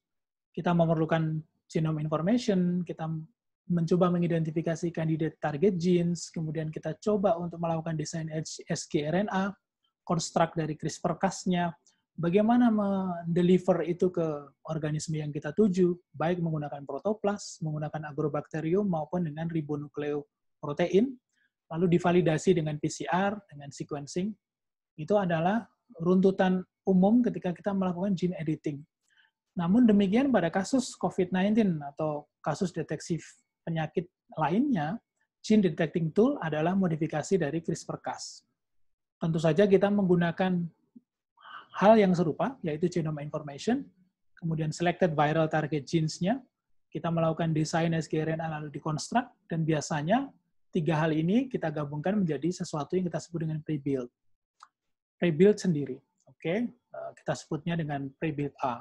Di sisi lain, untuk bisa mendeteksi sesuatu yang kita deteksi itu harus diperbanyak dulu. Kalau kita berbicara viral RNA atau viral DNA, kita perbanyak tapi bukan PCR, menggunakan pendekatan yang kita sebut dengan isothermal amplification. Salah satunya atau salah duanya adalah recombinase polymerase amplification RPA dan juga loop mediated isothermal amplification atau LAMP. Validasinya bisa dengan menggunakan PCR atau dengan menggunakan lateral flow strip maupun fluorometer. Kalau kita recheck di literatur, kita bisa tahu ada beberapa jumlah publikasi ilmiah terkait dengan CRISPR-Cas-based detection tools, tapi hampir semuanya adalah preprints. Itu sebabnya ketika kita membaca, kita harus berhati-hati dalam memaknai dan memahami agar kita tidak terjebak dalam sebuah riset yang kita sebut too good to be true atau too good, tapi kita tidak mau mengakui bahwasanya ada beberapa kekurangan di dalam riset tersebut.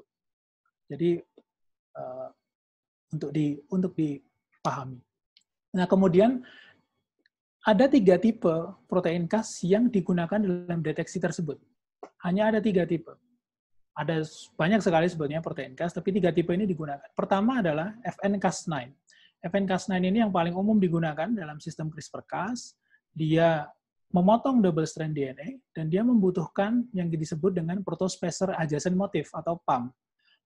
PAM ini adalah sekuen nukleotida yang terdiri dari 3 basa yang akan match dengan target dari si CRISPR-Cas-nya. Kalau diibaratkan di dalam bahasa awam, protein Cas9 ini adalah lem. Dia menempel sangat ketat dan dia memotong juga sangat dalam. Itu sebabnya Cas9 ini memiliki kelemahan di mana nilai off targetnya atau dia menempel di target yang tidak sesuai dengan harapan itu cukup tinggi. Yang kedua ada Cas12a, dia adalah tipe Cas2 tipe 5, tadinya dikenal dengan nama CPF1, memiliki 2 gunting di sebelah kiri dan kanan, sehingga dia bisa memotong lebih cepat dibandingkan Cas9, dan dia pergi lebih cepat juga.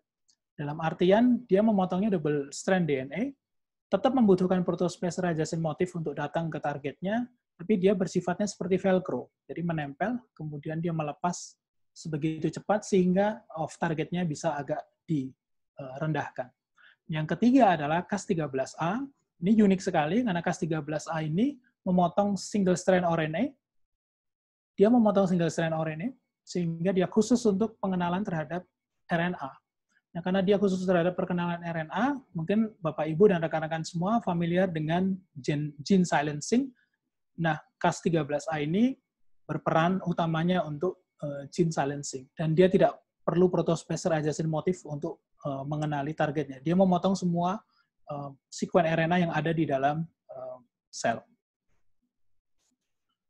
Nah, mohon izin saya sampaikan beberapa teknologi yang sangat booming saat ini terkait deteksi. Tantangannya untuk menggunakan teknologi CRISPR itu menggabungkan teknologi CRISPR dengan teknologi amplifikasi lain selain PCR. Dan itu terlihat mudah di dalam paper, tapi pada kenyataannya itu tidak terlalu mudah juga. Nah, yang pertama ini adalah teknologi yang kita sebut detector, atau kependekan dari endonuclease targeted CRISPR transreporter. Dia mendeteksi virus RNA dideteksi melalui sekuen dari primer yang kita desain. Primer itu sendiri dari gen E dan gen N dari si virus. Dia amplifikasi menggunakan isothermal amplification RT-LAMP, diberikan probe di belakangnya yang nanti akan berpendar ketika terpotong. Kemudian sekuen yang diperbanyak itu dipotong oleh Cas12. Ketika dia terpotong, kita taruh di dalam laju lateral flow strips, dia akan terlihat seperti di dalam gambar ini. Ini contohnya untuk gen N. Pada kontrol dia muncul, kemudian pada tes dia muncul. Kalau pada kontrol ini tidak muncul, itu akan menunjukkan bahwasannya kit testnya rusak atau tidak berfungsi dengan baik. Jadi kontrol ini menunjukkan kalau kit testnya berfungsi dengan baik, kalau dia tidak ada strip, berarti ya dia memang negatif. Pada teknik ini untuk bisa dikatakan positif, si kit ini harus bisa memunculkan nilai positif baik di gen N maupun di gen E. Kalau dia hanya salah satu, dia hanya presumptif aja. Jadi positif, tapi mungkin harus dites ulang. Nah, di sisi lain, teknologi ini juga ternyata sangat sensitif khusus untuk COVID-19. Maksud saya sangat spesifik untuk COVID-19. Dan dia tidak mendeteksi virus-virus lain yang terkait atau yang ada di dalam tubuh manusia, seperti virus flu dan lain-lain. Nah, yang kedua adalah teknologi yang kita sebut dengan Sherlock, kependekan dari Specific High Sensitivity Enzymatic Reporter Unlocking. Prinsipnya mirip dengan yang sebelumnya, detector. Hanya saja kalau tadi detector itu menggunakan virus RNA yang dikonversi menjadi double strand DNA dalam bentuk RT-LAMP tadi itu, kalau yang di Sherlock ini kaitannya dengan COVID-19 atau SARS-CoV-2, dia dari RNA bisa langsung dilakukan RT-RPA untuk lebih firm lagi, dirubah sekuen RNA-nya menjadi sekuen cDNA, tapi single strand, kemudian dideteksi menggunakan Cas13a. Ingat, Cas13a tadi mendeteksi RNA, dia langsung dipotong, ada probe-nya, probe itu dibaca juga dengan menggunakan lateral view. Nah, untuk Sherlock ini sendiri, gen yang digunakan adalah gen S dan juga gen ORF1AB. Nah, kemudian yang ketiga ini yang beberapa hari ini menjadi perdebatan dan kontroversi di berbagai forum ilmiah, FELUDA atau Rapid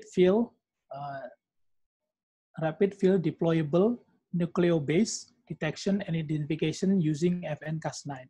Dia menggunakan Cas9. Ingat, Cas9 tadi adalah LAMP. Jadi dia sangat keras sekali, dia menempel. Dia mendeteksinya viral RNA yang di-convert menjadi cDNA, baik menggunakan PCR biasa maupun dengan menggunakan LAMP. Kemudian mereka melakukan kreasi dengan cara membuat dua tipe konstruk Cas9. Yang pertama menggunakan mismatch pada sgRNA, yang kedua tidak menggunakan mismatch. Yang menggunakan mismatch, dia akan menempel pada sekuen target, tapi dia tidak akan memotong. Yang tidak memiliki mismatch, dia akan menempel pada sekuen RNA target atau cDNA tadi target, dan dia akan memotong. Kalau di gel akan terlihat dua band, kalau di lateral flow strips-nya akan terlihat dari yang kontrol, kemudian yang di atasnya.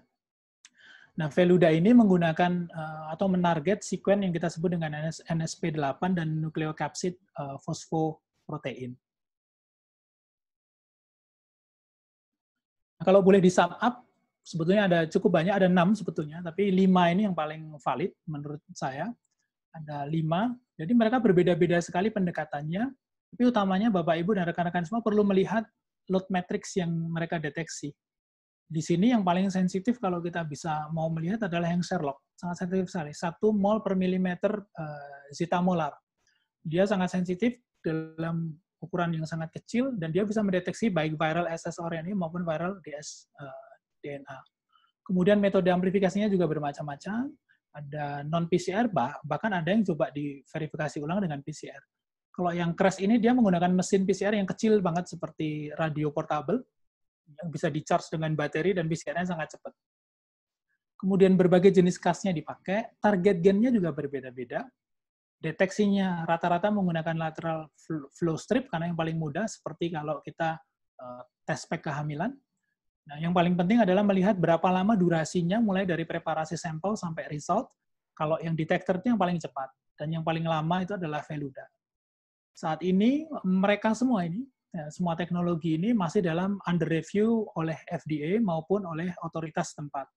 Tapi tadi pagi saya baca paper dan baca koran, si Sherlock ini ternyata FDA-nya sudah di-approval.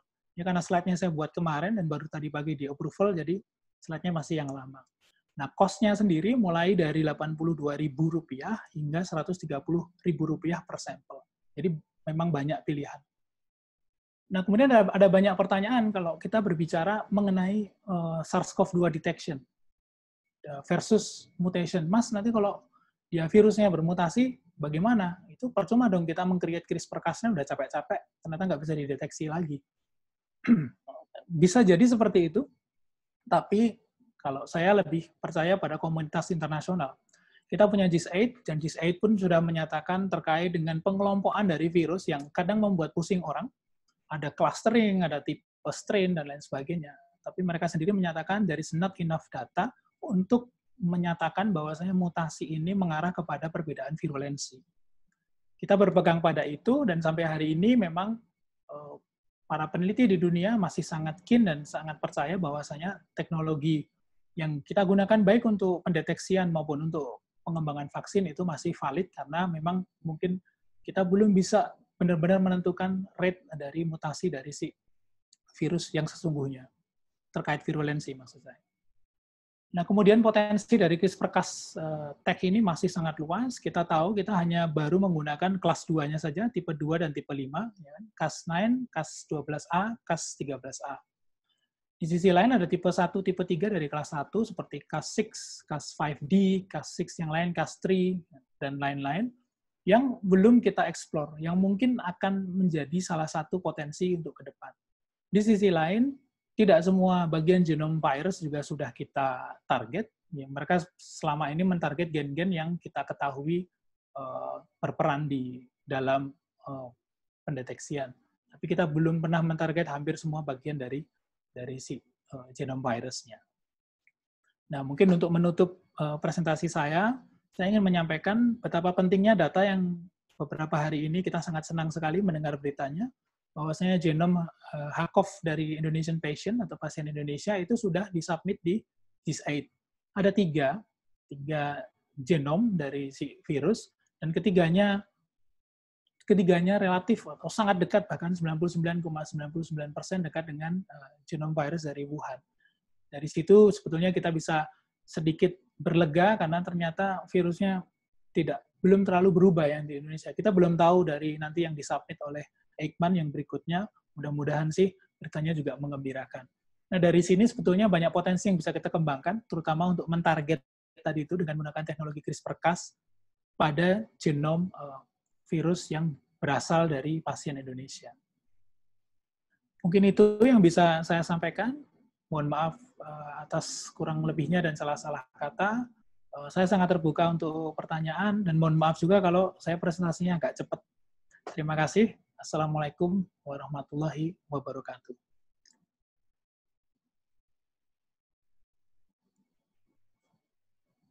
Waalaikumsalam warahmatullahi wabarakatuh. Baik, terima kasih paparannya, Mas Riza. Terima kasih juga untuk teman-teman Bapak Ibu yang sudah bersabar menunggu hingga kami melanjutkan kembali webinar kali ini. Mohon maaf, ini agak molor setengah jam ya, Bapak Ibu. Jadi kita akan lanjutkan saja dengan diskusi dan tanya jawab. Karena waktunya tidak cukup, saya minta maaf untuk peserta yang akan bertanya secara langsung, itu belum bisa diberikan kesempatan, jadi kami hanya akan menjawab pertanyaan-pertanyaan yang ada di Q&A. Begitu ya. Kemudian yang pertama mungkin kita urut dulu ya dari Mas Satria, kemudian nanti ada pertanyaan untuk Mbak Anggia dan pertanyaan untuk Mas Riza. Kalau misalnya ada pertanyaan untuk bertiga juga bisa dijawab bersamaan. Jadi untuk Pak Satria ini, apakah di analisis BGC perlu mempertimbangkan sifat patogenitas suatu mikroba? Tadi disebutkan bahwa tumbuhan memiliki potensi BGC, apakah terdapat bagian tertentu untuk memperoleh BGC tersebut? Kemudian dari Elga ini tadi juga untuk Bu Anggia, apakah resistensi mikroba dapat dicegah dengan menghambat ekspresi gen yang bertanggung jawab dalam resistensi tersebut? Apakah sudah pernah dilakukan? Silakan, Mas Satria dulu mungkin. Oke, bisa didengar. Ya, terima kasih pertanyaannya Mbak Elga. Jadi BGC dan juga Operon ini itu bisa dibilang itu dia adalah hallmark dari microbial metabolism. Jadi termasuk pathways yang dia mengkodekan senyawa yang terkait atau untuk faktor untuk pathogenicity pun itu sebenarnya bisa kita temukan mereka mengklaster sebagai operon atau BGC di genom bakteri. Nah, jadi mungkin jika untuk teman-teman yang lebih tertarik ke bagaimana bakteri ini memiliki virulence, mungkin bisa coba mining di sana. Tapi untuk anti-smash sendiri, ini fokus kita itu adalah pada deteksi BGC yang terkait produksi senyawa bioaktif seperti antibiotik dan obat-obat antiviral. Terus untuk plant ya, untuk plant BGC sayangnya bisa kita bilang dari apa yang kita gali di Plantismes itu masih belum bisa disamakan seperti kondisi bakteri. Artinya tidak selalu apa yang kita gali dari prediksi ini itu selalu memang mengkodekan sesuatu. Jadi kalau di Antismes itu bisa kita bilang kalau kita deteksi satu BGC itu hampir pasti itu mengkodekan sesuatu pathway. Yang jadi pertanyaan adalah nantinya kira-kira gen batas dari BGC, artinya gen yang mana saja yang termasuk dalam pathway itu sendiri. Itu untuk anti-smash. Jadi untuk tanaman sampai saat ini masih tergantung pada data ekspresi gen dan transkriptomik untuk bisa resolve pathways untuk senyawa. Itu. Ya, mungkin Mbak Anggia. Silakan Mbak Anggi. Oke, terima kasih Mbak Elga. Kalau sejauh yang saya tahu, untuk begitu gen terekspresikan udah di switch on, itu biasanya itu kan butuh energi. Jadi biasanya tidak akan otomatis di switch off lagi. Kecuali misalnya ada dengan ekspresi gen resisten, gen yang menyandi resistensi tersebut, misalnya dia harus ada kompensasi untuk tumbuhnya atau replikasinya berkurang. Jadi dia misalnya doubling time atau dia menggandakan diri itu dalam waktu 30 menit si bakteri tersebut karena dia harus mengekspresikan gen penyandi resistensi antibiotik A misalnya. Kemudian dia harus ada namanya fitness cost. Jadi misalnya waktu tumbuhnya jadi 1 jam seperti itu. Nah, itu mungkin nanti tergantung kondisi lingkungan. Kalau misalnya masih tidak kondusif, jadi misalnya masih ada tekanan antibiotik, biasanya dia akan mempertahankan ekspresi gen tersebut. Tapi kalau untuk mencegahnya, kalau itu saya kurang tahu ya, apakah sudah pernah dilakukan apa tidak. Seperti itu sih. Saya nggak tahu ini menjawab apa enggak. Sebenarnya mungkin kalau ada Mas Satria atau Mas Riza yang bisa menambahkan. Silakan, mungkin ada yang bisa menambahkan Mbak Anggia. Kalau tidak, saya... Ya, jadi... Mas Satria boleh. Ya, salah satu method of action dari senyawa yang... ini tapi terutama antiviral sih. Jadi kalau antiviral itu kan utamanya mereka method of action-nya adalah menghambat produksi protein-protein yang dibutuhkan untuk si virus tersebut membangun selnya kan. Jadi di mikroba juga mungkin ada seperti itu. Jadi untuk menghambat protein. Jadi bukan membunuh si mikrobanya secara langsung, tapi untuk menghambat gen tertentu. Atau mungkin juga kalau soal CRISPR, mungkin kalau soal mempengaruhi ekspresi gen itu beratnya di CRISPR juga bisa dipakai ya mungkin Pak Riza. Ya.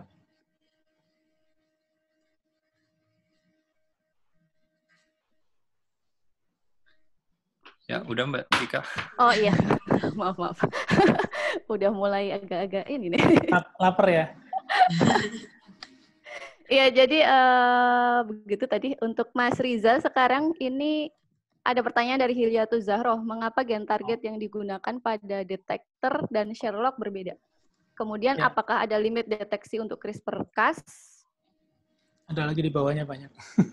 Iya, banyak di bawahnya, itu dulu aja. Oke, baik.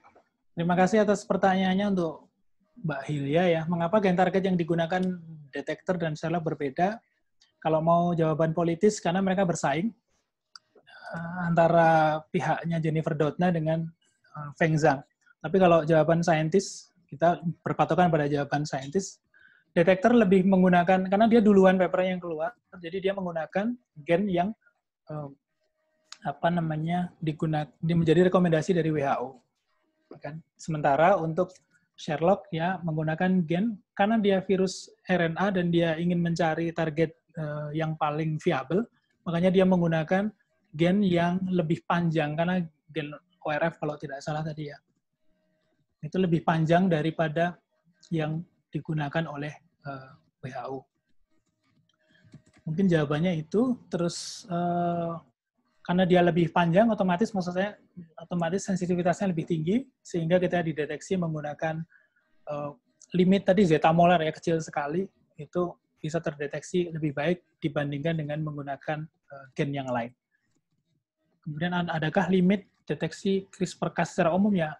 Limitnya ada, justru limitnya ada banyak sebenarnya. Ada faktor sampling. Kalau kita mengambil sampel pada load virus yang sangat kecil, mungkin akan sangat sulit untuk di isolasi RNA-nya, kemudian diperbanyak juga mungkin jumlahnya tidak terlalu banyak. Di sisi lain, penggunaan teknologi RT-LAMP dan juga RPA itu kalau di Indonesia secara umum mungkin memerlukan lab-lab yang memang memiliki alatnya, dan kita jujur saja saya rasa tidak banyak lab dan institusi di Indonesia yang memiliki RT-LAMP maupun RPA. Kemudian di sisi lain yang limit yang berikutnya adalah dalam rangka pengembangan CRISPR-Cas ini kita selalu berlomba-lomba dengan peneliti dari luar negeri. Hampir seluruh fragmen Cas dari yang kita tahu, yang saat ini digunakan sebagai alat deteksi itu sudah dipatenkan. Jadi kalau kita ingin melakukan kreasi dengan menciptakan detektor atau menciptakan alat untuk mendeteksi COVID-19, teknologi CRISPR itu akan sangat sulit sekali untuk keluar dari conflicting infringement itu. Mungkin itu. Dua dulu ya, Bu Tika? Iya, baik. Terima kasih. Karena keterbatasan waktu ya, saya minta maaf untuk teman-teman yang jawabannya mungkin belum sempat dijawab. Kemudian nanti kita akan coba lah kumpulkan jawabannya untuk di-share ke... Mungkin di-copy bisa. Iya, di-copy dan di-paste nanti copy, di website. Kita punya website juga. Kita bisa betul. Jawab dengan ketik. Iya, terima kasih sekali lagi untuk kesempatan kali ini, Pak Riza, Mas Satria, Mbak Anggia. Di belakang layar juga ada Mas Ardi, ada Pak Tony, ada Mbak Nuni, ada Mbak Dia, ada Aji, ada Pak Masteria, dan teman-teman semuanya dari CD3 LIPI. Terima kasih telah bergabung di webinar kali ini. Saya minta maaf jika ada kekurangan dari pelaksanaan webinar kali ini. Kita tutup ya. Nanti selamat berbuka untuk semua yang berpuasa. Wassalamualaikum warahmatullahi wabarakatuh. Waalaikumsalam warahmatullahi wabarakatuh. Terima kasih. Terima kasih. Makasih Mas Riza, Mas Satria. Sama-sama, Bang Gia. Mari Mas Satria. Terima kasih semuanya. Selamat beristirahat. Ya, terima kasih semuanya. Mohon maaf ya, Mbak. Ya, terima kasih semuanya. Pak Riza, terima kasih atas waktunya. Sama-sama, Pak Ardi. Ya. Nanti next time ya, kita invite ke Biotek LIPI kita. Siap.